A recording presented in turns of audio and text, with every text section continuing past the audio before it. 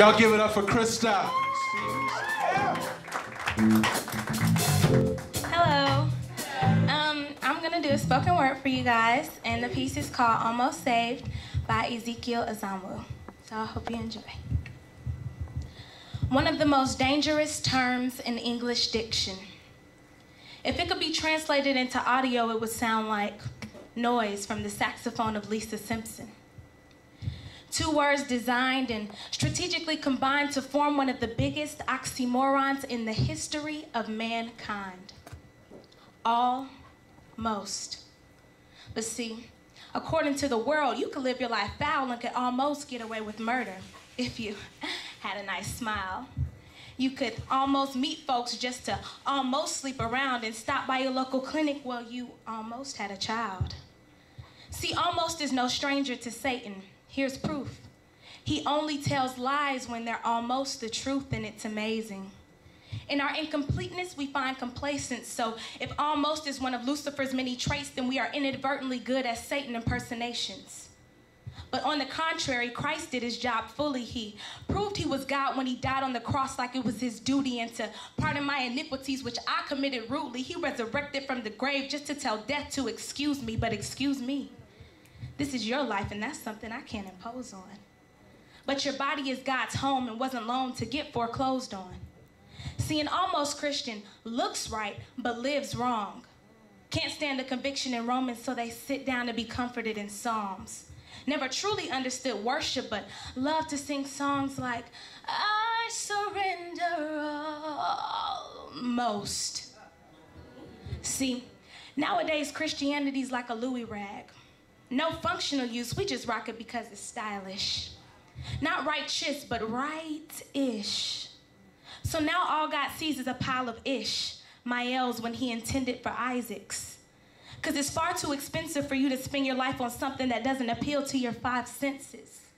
And we're moved by how we feel, so we're only really saved when we feel like it. So technically, we've never really been saved. We merely tried it. So no wonder we've never been totally sold out, because we return it after we buy it. See, let me break it down, because we need to be aware that the life may lack the very standards that need to be there. Because on that final day of judgment, when God's receiving his heir, will he say, son, well done, or medium rare? Because even by worldly standards, it would be insane for you to spend all your money days before you almost got paid like parents. You wouldn't send your kids to a school that's almost safe. And ladies, would you really date a guy who claims he's almost straight? And this is the very thing about God that we all try to get around. That his standards are like between two mountains, no middle ground. So a halfway life is unprofitable to you, because after all those Sunday services, Bible studies, prayer meetings, and everything else that comes in between, he'll say, I never knew you.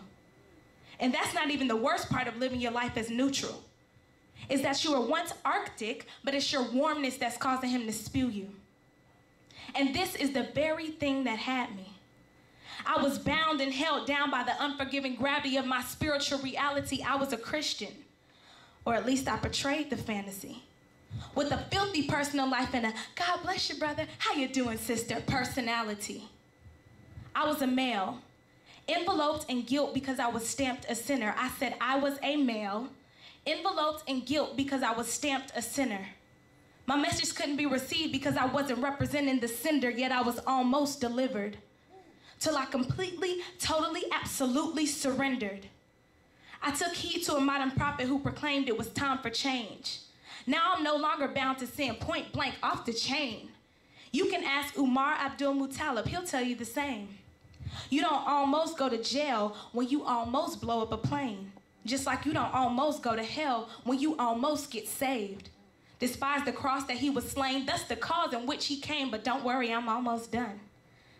But before I leave this stage, we have all worked in sin, and death was minimum wage. I said we have all worked in sin, and death was minimum wage. But if it hadn't been for Christ, we would have almost got paid. Thank you.